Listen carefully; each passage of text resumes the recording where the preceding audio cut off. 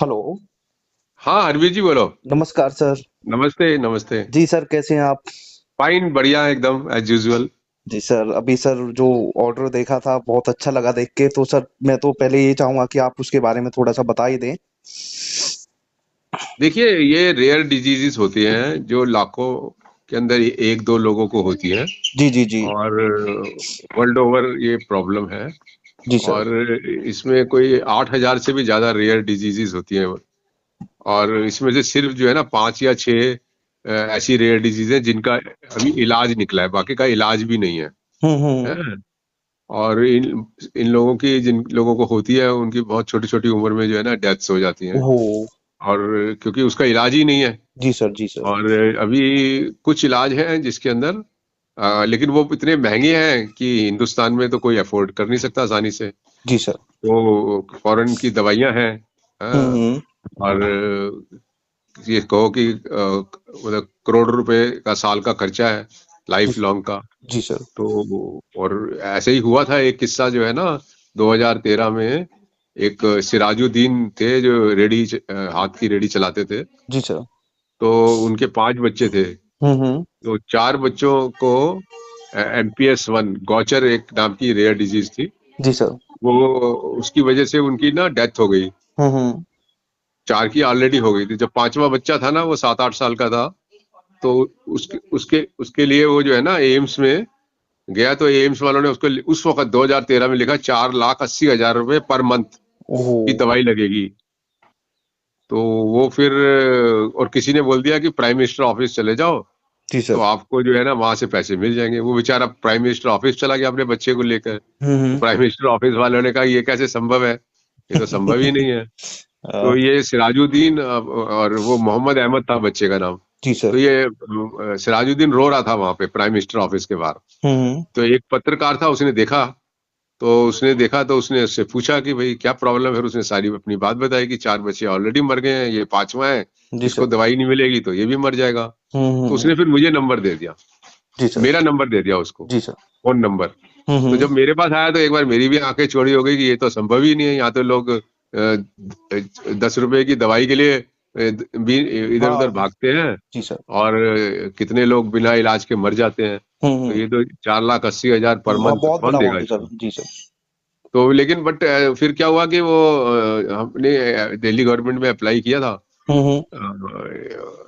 Financial assistance के लिए। तो दिल्ली गवर्नमेंट ने 4,80,000 का एक चेक जो है ना एम्स को भेज दिया। जी सर। और जब एम्स को भेज दिया तो एम्स ने 1 महीना उसका इलाज कर दिया। जी सर। तो जब इलाज कर दिया तो उसका इम्प्रूवमेंट हो गया, 1 किलो वजन बढ़ गया। ओहो। अच्छी और बात उसके है बाद सर। जब वो दोबारा गया, हॉस्पिटल वालों ने अगले महीने फिर मांगे पैसे। तो खत्म हो गया ना, तो 1 महीने का ही था। हाँ, 1 महीने का जी तो सर। अगले महीने जब मांगा तो वो फिर दिल्ली गवर्नमेंट गया। दिल्ली गवर्नमेंट ने कहा भाई हम तो 5 लाख तक ही देते हैं, अब तो दे नहीं सकते। जब वो दोबारा मेरे पास आया ना, हम्म। फिर मैंने सोचा यार जब सरकार ने एक बार इसको दे ही दिया है हम्म। और इससे उसको फायदा भी हुआ है, जी सर। तो अब डू और डाई वाली बात है। मतलब अगर हम इसका लिए नहीं लड़ेंगे हम्म। तो ये तो मर ही जाएगा पक्का। और जी सर। लड़ेंगे तो शायद हो सकता है बन जाए बात। हम्म। तो ये मन बना लिया, फिर हमने कोर्ट में केस किया। और कोर्ट में 2014 में हाई कोर्ट ने जो है ऑर्डर किया कि सरकार की जिम्मेदारी है इसको हर महीने पैसे देने की। जी सर। वो लैंडमार्क केस था मोहम्मद अहमद का। हम्म। और उसके बाद फिर हमने बहुत लोगों को बेनिफिट कराया। और जब ये ईएसआई वाले आए ना, ये ईएसआई बड़ी इंपॉर्टेंट है। हम्म। क्योंकि इसमें क्या होता है कि लगभग 2.5 लाख ना इंश्योर्ड पर्सन हैं। ढाई हाँ। करोड़ सॉरी जी जी सर। 2.5 करोड़ इंश्योर्ड पर्सन हैं। और उनको, उनके जो डिपेंडेंट है उनको मिलाकर लगभग 13 करोड़ से भी ज्यादा बेनिफिशियरीज हैं। अच्छा।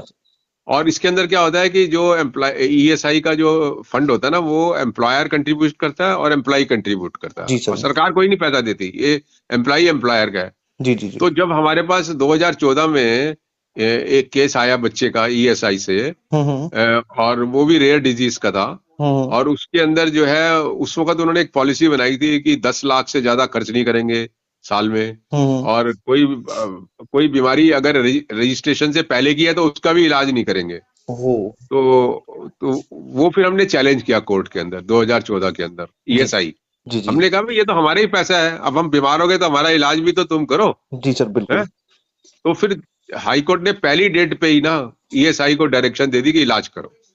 सर बहुत वहां अच्छा से हुआ था। पंडारा बॉक्स खुल गया मतलब एक तरीके से। जी जी। और लगातार केसेस फाइल करे हमने। तो हम्म। कोई 14-15 बच्चे जो डिफरेंट स्टेट्स के थे, हम्म। दिल्ली के नहीं थे, डिफरेंट स्टेट्स के, जैसे कर्नाटका, हरियाणा वगैरह के। हम्म। तो वो उन सबके ऑर्डर हुए, और वो तब से जो है ना, मतलब जैसे 2014 में ऑर्डर हुए, तब 2025-26 हो गया।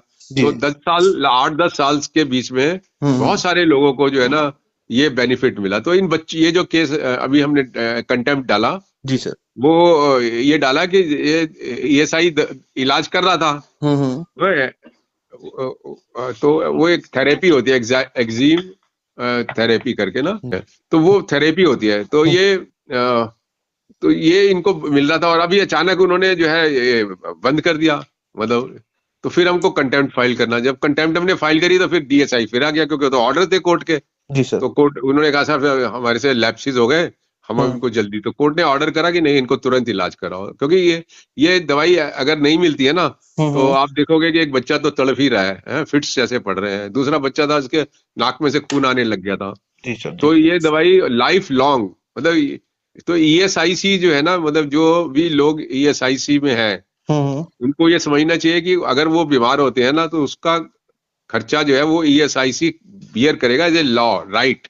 और वो कितना भी हो सकता है, कोई लिमिट अच्छा, नहीं है कोई उसकी। लिमिट नहीं है सर इसकी? तो सर कोई अभी। लिमिट नहीं है, तो ये बहुत ही बेनिफिशियरी जी वाला प्रोविजन है। जी सर, अभी इन बच्चों का सर कितना चार्ज लग रहा है, जो एक ईएसआई? बच्चे पे ईएसआई 1 करोड़ रुपया हर साल खर्च करता है। अच्छा सर। ये मतलब उनके ये लाइफ एफिडेविट के लॉन्ग, अंदर है। लाइफ हाँ? लॉन्ग, लाइफ और लॉन्ग है लाइफ सर? लॉन्ग देना पड़ेगा ये। तो ये बहुत बड़ा, मतलब एक तरीके से मतलब गरीब लोग और मरीज लोग की जीत है एक तरीके जी से। सर। जी सर, बिल्कुल सर, कि उनको बहुत राइट बढ़िया। टू हेल्थ जो है ना वो यहाँ मिल रहा है। और इंटरेस्टिंग चीज ये है कि हमारे देश में ना एक ईएसआईसी है, हम्म। जहां पर जो है बीमार आदमी का, जो उसका भी बेनिफिशियरी है, जो जी सर। या इंश्योर्ड पर्सन है, उसको एज ए राइट ये जो है सर ईएसआई की लाइबिलिटी है कि वो उसको करेंगे। अदरवाइज तो कोई हमारे देश में लॉ ही नहीं है, राइट टू हेल्थ का लॉ ही नहीं है हमारे देश जी में। जी जी सर, बिल्कुल। हाँ, तो इसलिए ईएसआई बहुत ही बेनिफिशियरी, मैं तो कहता हूँ सारे देश के लोगों को जो है ना हम्म। ईएसआई में एनरोल्ड हो जाना चाहिए। जी सर, बिल्कुल। हाँ, नहीं तो सर। सबका एक तरीके से इंश्योरेंस हो जाएगा कि सब लोगों को इलाज मिलेगा। बहुत अच्छी चीज है सर, और बहुत बहुत अच्छी। मामूली सा कंट्रीब्यूशन देना पड़ता है एम्प्लॉय को और एम्प्लॉयर को। जी बिल्कुल। हाँ। नहीं सर, बहुत अच्छी जानकारी सर आपने दी, और लोगों को भी इससे कुछ सीखना चाहिए।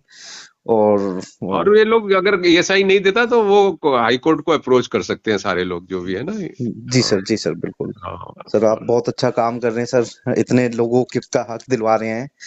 लोगों को तो पता ही नहीं होता सर। जो गरीब आदमी है, मजदूर है, उसका तो हक छीना जाता है, लेकिन आप उनके हक के लिए लड़ रहे हैं, कितनी बड़ी बात है सर। ये सर मेरा थैंक। मोबाइल नंबर भी आप दे सकते हो, जी सर। नाइन जी sir. Eight triple one zero 1923 है। जी सर, मैं मेंशन कर दूंगा यहाँ पे, वीडियो में मेंशन हाँ, कर दूंगा। तो ये भी आप जी दे सर, सकते हो बिल्कुल। उनको कि वो मेरे से डायरेक्ट बात कर सकते जी हैं। जी जी, हाँ? बिल्कुल बिल्कुल सर, मैं हाँ, मेंशन कर दूंगा। तो जी सर। चलो सर, ठीक है। Thank you sir, thank you sir. Okay, okay okay. भाई।